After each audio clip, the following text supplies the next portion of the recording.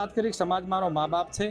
મેં ઉત્સાહમાં લગ્નના ઉત્સાહમાં ક્યાંક પણ મારાથી નાની મોટી ભૂલ થઈ હશે તો હું સ્વીકારીશ અને સમાજ જે નિર્ણય કરે સમાજ. નમસ્કાર, રામ રામ મિત્રો. વાત કરવી છે કે ઠાકોર સમાજના બંધારણ, જે ઠાકોર સમાજમાં બંધારણ બાંધવામાં ત્યાર લઈને આજ સુધી વિવાદો ચાલુ રહ્યા. જે ઠાકોર સમાજના જે આગેવાનો હોય કે જે પણ એમાં બંધારણ અમુક નિયમો રાખ્યા, અમુક ન રાખ્યા. ત્યારે જે એના ઉપર એમને દંડ કરવામાં આવ્યો એના વિશે વાત કરવી છે. જે હમણાં જ તાજેતરમાં જે સોશિયલ મીડિયામાં વિડીયો વાયરલ થયા છે, જે હમણાં જે રાજકીય નેતાઓ પણ હાજર રહ્યા હતા જે લગ્ન પ્રસંગે, અંજલિબેન ઠાકોર જે ઠાકોર સમાજના આગેવાનો પણ હાજર રહ્યા હતા અને લગ્ન પ્રસંગ ઉત્સાહથી મનાવવામાં આવ્યો હતો. જે પત્રિકાઓ બહુ છપાવવામાં આવી અને જમણવાર બહુ ખર્ચામાં બહુ કરવામાં આવ્યો કે એનો વિવાદ ચાલે. એના વિશે વાત વિડીયો વધુ શેર કર્યો. અમારી ચેનલ નવા મિત્રો આવ્યા હોય તો ચેનલને સબસ્ક્રાઈબ કરવા વિનંતી. મિત્રો, વાત કરી છે કે ઠાકોર સમાજમાં જે વિવાદો, જે બંધારણમાં વિવાદ જે વચ્ચે મગનજી કરીને એમને જે બંધારણ તોડ્યું હતું ત્યારે એમના પણ દંડ ફટકારવામાં આવ્યો. ત્યાર પછી લઈને જે ઠાકોર સમાજના જે કલાકાર જે છે અર્જુન ઠાકોર, ગબ્બર ઠાકોર, એમને જે નિયમોનું ઉલ્લંઘન કરવામાં આવ્યું તેમને નાથ બાર કરવામાં આવ્યા. ત્યાર પછી એક પ્રસંગ યોજવામાં આવ્યો, તેમાં રાજકીય નેતાઓ, ઠાકોર સમાજના રાજકીય નેતાઓ પણ હાજર રહ્યા હતા. ગેનીબેન ઠાકોર આવ્યા હતા. ત્યાર પછી ભાજપના જે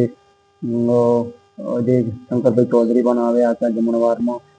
જે વાત કરી કે હારીજ વિસ્તાર ના ભાજપના પૂર્વ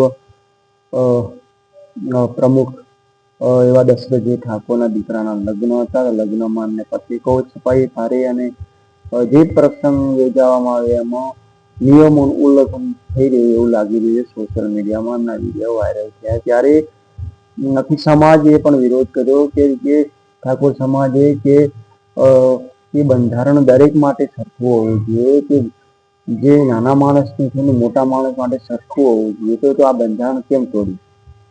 આ બંધારણ જે રાજકીય નેતાઓ આવ્યા, આયોજન બહુ મોટું કર્યું તો ગરીબ કે નાના લોકોએ પણ જે લગ્ન પ્રસંગ કર્યા તેમાં થોડા ઘણું ગયા તો એમાં પણ એના ઉપર દંડ ફટકારવામાં આવ્યો. તો આમના ઉપર દંડ ફટકારવો જોઈએ.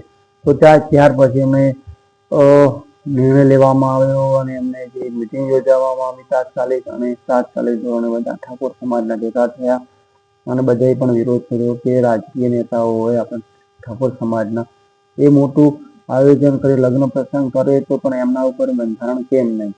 ત્યાર પછી એમનો દરેકનો એક પ્રશ્ન જ હતો કે દરેક માટે બંધારણ સરખું હોવું જોઈએ. ત્યાર પછી જે દશરથભાઈ ઠાકોર જે પૂર્વ જિલ્લા પ્રમુખ જે ભાજપના હતા તેમના ઉપર દંડ ફટકારવામાં આવ્યો છે.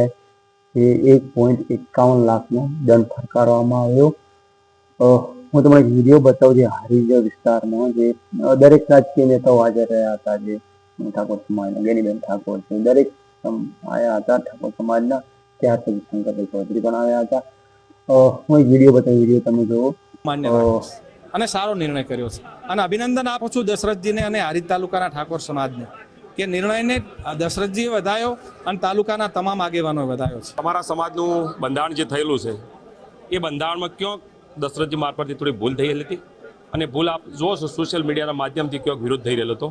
તો અમારી સમિતિએ અમને બંને પ્રતિનિધિને અહીં મોકલ્યા હતા. જો વિડીયો મિત્રો, એ વિડીયો હારીજ વિસ્તારનો છે. જે દશરથભાઈ પૂર્વ જિલ્લા ભાજપના પ્રમુખ હતા અને એમના દીકરાના પ્રસંગમાં બધા આવ્યા હતા. એ દંડ ફટકારવા મિત્રો વાત કરવી છે કે જે દંડ 1.5 લાખ રૂપિયા ભલે દંડ ફટકારવામાં આવે પણ એનો કોઈ બંધારણનો મતલબ નહીં. જેની પાસે પૈસા હોય, ઘણા એવા ઠાકોર સમાજમાં જે રાજકીય નેતાઓ છે કે જેની પાસે પૈસો હોય તો 1.5 લાખ રૂપિયા આપીને જો જે બંધારણ છે તો તોડી નાખી 1.5 લાખ આપી દે તો એનું સમાધાન થાય, તેનો કોઈ મતલબ નથી હોતો. તમારું શું કહેવું છે કોમેન્ટમાં અવશ્ય જણાવો. તો જે નાના માણસો, જે ગરીબ માણસો, જે થોડા ઘણું પણ ભૂલ થઈ જાય તો પણ એમાં દંડ ફટકારવામાં આવે તો પછી બંધારણ કોઈ મતલબ નહીં રહે. તો એના વિશે તમારું શું કહેવું કોમેન્ટમાં અવશ્ય લખજો. દરેકને જય માતાજી. નવા વિડીયોમાં ફરી મળીશું. ત્યાં રજા આપો. જય માતાજી.